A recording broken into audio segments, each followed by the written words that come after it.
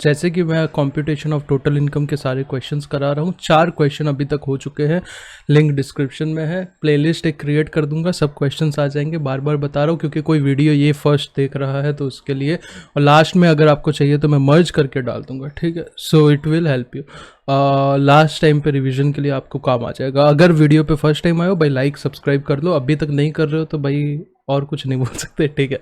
बालमुरुगन, ये बेसिकली कैसा है, एक set of and carry forward का क्वेश्चन है जिसको यहाँ पे ये लोग ने कंप्यूटेशन में डाला है, पर यहाँ पे एडवांस टैक्स का जो ऑब्लिगेशन के बारे में बात की है इसको आप इग्नोर नहीं कर सकते क्योंकि इसके ऊपर अच्छे खासे मार्क्स ये लोग डिवोट करेंगे, ठीक है। एडवांस टैक्स आ जाएगा तो उसके ऊपर 234B और C का इंटरेस्ट भी आ जाएगा, करेक्ट है, उसका ऑब्लिगेशन भी बताना पड़ेगा। अज्यूम करना है कि उससे 115 BAC नहीं लेना है, लिया है, कंप्यूट करो टोटल इनकम। देखो अभी आपको क्या करना है, अगर आपको set of and carry forward कैसे सॉल्व करना है, अगर आपको नहीं पता प्रैक्टिस कैसे करना है तो आप मैराथन जाके देख लो, 28 घंटे का मैराथन डाला है हुआ है ऑलरेडी, जिसका डिस्क्रिप्शन में लिंक है, जिसमें पूरा स्टडी मटेरियल से इनकम टैक्स और GST लाइन बाय लाइन पूरा रिवाइज कराया हुआ है, जिसपे सेट ऑफ कैरी फॉरवर्ड मेरे हिसाब से मैंने 20 मिनट में पूरा रिवाइज करा दिया है हर एक चीज। तो यहाँ पे क्वेश्चन देखेंगे, देखो अगर आपको प्रैक्टिस क्वेश्चन करने हैं set of and carry forward के तो आप कैसे कर सकते हो, सबसे बेस्ट तरीका बता रहा हूँ फॉर प्रैक्टिस। फॉर्मेटिंग कैसे होगी वो अलग बात है, वो मैं आपको सिखा दूंगा, पर प्रैक्टिस कैसे करना है, फटाफट प्रैक्टिस करना है, आंसर कैसे निकालना है। तो सबसे पहले सब हेड का डिटेल लिख दो, income from salary, income from house property, PGBP, capital gain, और यहाँ पे मैं IFOS लिख देता हूँ, ठीक है। तो अभी डिटेल्स डालना चालू करते हैं। देखो सबसे पहले टेक्सटाइल बिजनेस में आपका लॉस है कितना, 1.35 लाख, तो 1.35 लाख यहाँ पे टेक्सटाइल बिजनेस से आपका लॉस है। फिर हाउस प्रॉपर्टी में आपका लॉस है 15,000 रुपया, 15,000 रुपया आपका लॉस है। फिर विनिंग से आपको लॉटरी लगी है, विनिंग का इनकम है, इनकम फ्रॉम अदर सोर्सेस में 5 लाख रुपया, ठीक है। स्पेक्युलेटिव बिजनेस का इनकम है 1 लाख रुपया, स्पेक्युलेटिव बिजनेस का इनकम है। फिर income by way of salary compute किया हुआ है, मतलब स्टैंडर्ड डिडक्शन रिड्यूस नहीं करना है, ये आपका सैलरी का इनकम है 60,000 रुपया, और लॉन्ग टर्म कैपिटल गेन है 70,000। यहाँ पे मैं लॉन्ग टर्म ही लिख देता हूँ, करेक्ट है। ये डिटेल है, राइटिंग के ऊपर मत जाना, बाढ़ में जाने दो, राइटिंग समझो कंसेप्ट क्या लिखा हुआ है यहाँ पे। अभी अपने को क्या करना है, सबसे पहले टोटल इनकम कंप्यूट करना है, तो सबसे पहले हम लोग टोटल इनकम के ऊपर आते हैं, बाकी सबको जाने दो, गोली मारो, ठीक है। टोटल इनकम में सबसे पहले आपको ये पता होना चाहिए, जो ये विनिंग वाला लॉटरी वाला इनकम है ये किसी के सामने आप सेट ऑफ नहीं कर सकते, तो इसको तो साइड में ही रखो, इग्नोर करो, इज इट ओके। तो ये हम लोग ने हटा दिया। अभी आपका क्या पोजीशन बनता है, बिजनेस का आपका लॉस है 1.35 लाख, नॉर्मल बिजनेस का लॉस है, और स्पेक्युलेटिव बिजनेस में गेन है 1 लाख रुपए। सबसे पहला स्टेप क्या होता है सेट ऑफ कैरी फॉरवर्ड का, intra head adjustment. Intra head adjustment का मतलब क्या है, एक ही हेड के अंदर अंदर एडजस्टमेंट, तो ये PGBP में लॉस भी है, PGBP में प्रॉफिट भी है, तो हम ये एडजस्टमेंट करने जा रहे हैं।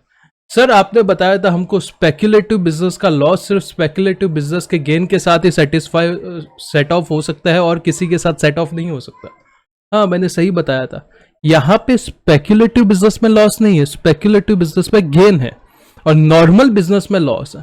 तो ये क्या सेट ऑफ हो सकता है, बिल्कुल हो सकता है। तो ये सेट ऑफ हो जाएगा, लॉस कितना बचेगा 35,000 का यहाँ पे। तो यहाँ पे पहला इंट्रा हेड एडजस्टमेंट हम लोग ने कर दिया है। अभी कोई इंट्रा हेड एडजस्टमेंट हो सकता है, एक ही हेड के अंदर अंदर नहीं हो सकता, तो हम स्टेप 2 के ऊपर आते हैं इंटर हेड एडजस्टमेंट करने के लिए। Is it okay? Yes sir. तो यहाँ पे PGBP में नेट लॉस है 35,000 का, कैपिटल गेन में प्रॉफिट है 70,000 का, हाउस प्रॉपर्टी में लॉस है 15,000, सैलरी में प्रॉफिट है 60,000। तो आपको ये पता होना चाहिए profit and gains from business and profession का लॉस आप सैलरी के सामने तो सेट ऑफ नहीं कर सकते। गवर्नमेंट बेसिकली प्रमोट नहीं करना चाहती कि तुम सैलरी काम कर रहे हो और बिजनेस कर रहे हो। इसका मतलब क्या है, ये क्यों नहीं करना चाहती, आप जानबूझ के बिजनेस में लॉस दिखाओगे और जो आपका सैलरी का इनकम आ रहा है उसके सामने सेट ऑफ करोगे, करेक्ट है। तो यहाँ पे जो PGBP का लॉस है बेसिकली 35,000, ये इसके सामने तो सेट ऑफ नहीं होगा, पर क्या लॉन्ग टर्म कैपिटल गेन के सामने होगा? बिल्कुल होगा। लॉन्ग टर्म कैपिटल गेन एक राजा किंग साइज हेड है, वो किसी अपना दुख किसी और के साथ शेयर नहीं कर सकता, वो अपना लॉस किसी और के साथ शेयर नहीं कर सकता, पर दूसरों के लॉस अपने में करवा सकता है सेट ऑफ। तो ये 35,000 जो है यहाँ पे सेट ऑफ हो जाएगा, करेक्ट है। और ये हाउस प्रॉपर्टी का लॉस यहाँ पे सेट ऑफ हो जाएगा।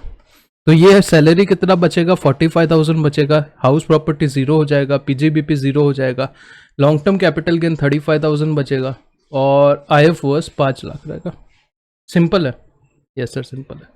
तो ये अभी नेट आपका क्या पोजीशन आता है, इनकम फ्रॉम सैलरी 45,000, LTCG 35,000 और आपका IFOS 5 lakh. Is it okay? अभी देखो टैक्स रेट निकालना है तो ये 5 लाख के ऊपर पूरा 30% टैक्स लगेगा।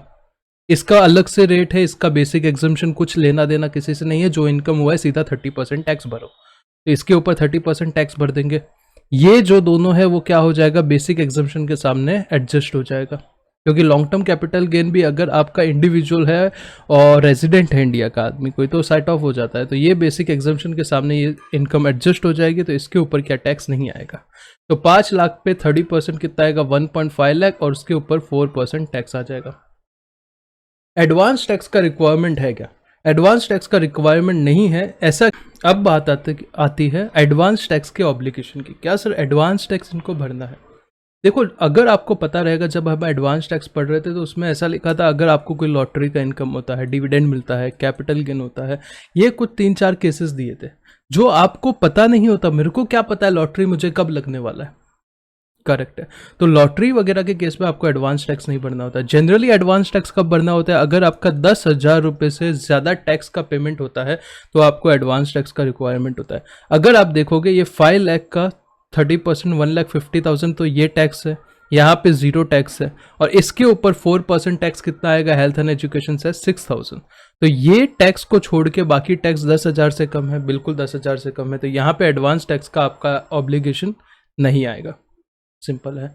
और 234C में भी वही बात लिखी है, तो हम लोग आगे जाके रीड कर लेते हैं। मैंने बेसिकली अभी आपको क्या कर दिया है, कंसेप्ट बता दिया है, और आपको सेट ऑफ कैरी फॉरवर्ड के क्वेश्चंस करने हैं। तो इसी हिसाब से प्रैक्टिस के टाइम बोलो, प्रेजेंट अपने को मॉड्यूल के हिसाब से करने हैं, पर अपने को ये फ्लो से अगर सामने सामने सब हेड दिख जाएंगे ना, तो अपना 2 मिनट 3 मिनट में फटाफट सॉल्यूशन आ जाएगा, अगर आपके कंसेप्ट क्लियर है।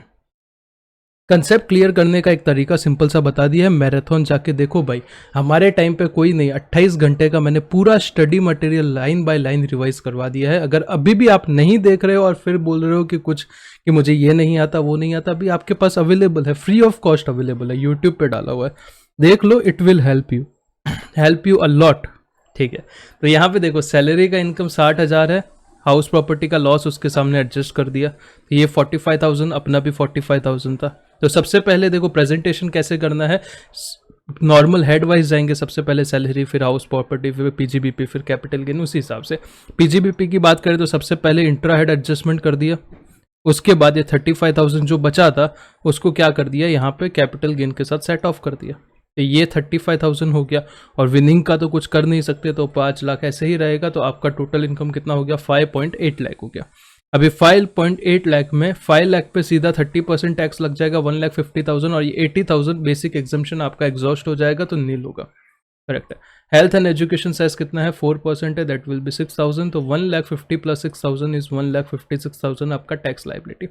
असेसी नीड नोट, और यहाँ पे भी आपको नोट्स लिखने हैं जितने ज़्यादा, अभी वो आपको एक नोट तो ये सिंपल सा लिख देना है कि पीजीबीपी का लॉस सैलरी के सामने सेट ऑफ नहीं हो सकता।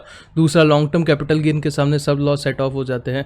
थर्ड, आप ये लिख सकते हो कि स्पेकुलेटिव बिजनेस के लॉस से स्पेकुलेटिव बिजनेस का गेन सेट ऑफ नहीं होता, बट अपोजिट हो सकता है, करेक्ट है। मतलब नॉर्मल बिजनेस का लॉस है, स्पेकुलेटिव में गेन है, तो सेट ऑफ हो सकता है। असेसी नीड नॉट टू पे एडवांस टैक्स, अभी ये क्वेश्चन का पार्ट 2 है। वो एडवांस टैक्स वाला क्वेश्चन पूछा था ना कि एडवांस टैक्स भरने की जरूरत नहीं है, सिंस उसका टोटल इनकम जो है एक्सक्लूडिंग लॉटरी का इनकम वो बेसिक एग्जम्पशन से ही कम है। Further, in respect of lottery tax would be deducted 30%, उस पर TDS कटता है 194B में, अपने को पता है। तो और उसके अलावा जो टैक्स लाइबिलिटी है वो 6,000 रुपीज़ है, जो कि 10,000 से कम है, तो आपका एडवांस टैक्स लाइबिलिटी अट्रैक्ट नहीं होगा। नोट्स में सबसे पहला नोट्स क्या लिखा है, बेसिक एग्जम्पशन जो 2.5 लाख का है वो फर्स्ट एग्जॉस्ट हो जाएगा सैलरी इनकम के सामने 45,000, और बचा हुआ आपका लॉन्ग टर्म कैपिटल गेन के सामने हो सकता है, पर लॉटरी के सामने नहीं होगा। सेकेंड, 234C के बारे में जो इंटरेस्ट लगता है, अगर आप एडवांस टैक्स नहीं पे करते हो तो वहां पे लिखा हुआ है कि ये पॉसिबल नहीं है कि मुझे लॉटरी कब लगेगी मुझे थोड़ी पता है। The entire amount of tax payable on such income should be paid in the remaining instalment, जब आपको मिला उसके बाद से आपको क्या करना है, एडवांस टैक्स पे करना है। पर यहाँ पे कोई इंस्टॉलमेंट जैसे कि ड्यू नहीं था, 31 मार्च ही था, तो कोई ज़रूरत नहीं है। तो प्रोवाइजर टू सेक्शन 234C1 अट्रैक्ट हो जाएगा, और in case of non deduction और short deduction of tax 194B, in case it has been assume that tax is deducted, और ये अज्यूम किया हुआ है कि लॉटरी जब मिला है आपको TDS कट के मिला है। तो ये मैं एक एक रीड करने नहीं बैठूंगा, आप रीड कर सकते हो, आप पढ़े लिखे लोग हो, पर मैंने कंसेप्ट बता दिया ये क्वेश्चन में क्या है। सिर्फ आप ऐसे क्वेश्चन में सेट ऑफ कैरी फॉरवर्ड का आंसर लिख के आ गए और एडवांस टैक्स के बारे में कुछ नहीं लिखा, तो मेरे हिसाब से आपका 40% मार्क्स तो ऐसे ही कट जाएगा। मतलब 8 मार्क्स का क्वेश्चन है तो 3-4 मार्क्स तो भूल जाओ, आपको मिलेगा ही नहीं, क्योंकि 2 क्वेश्चन के पार्ट है, एक set of and carry forward है, दूसरा एडवांस टैक्स है। तो ये आपको प्रॉपर एडवांस टैक्स में 2 पार्ट, एक तो एडवांस टैक्स के बारे में, एक 234C के बारे में, और आपको नोट इससे ज़्यादा लिखने हैं। ये मॉड्यूल में लिखे हैं, ठीक है, अपने को और ज़्यादा लिख सकते हैं तो बेटर है, टाइम प्रोवाइडेड, टाइम परमिट करना चाहिए।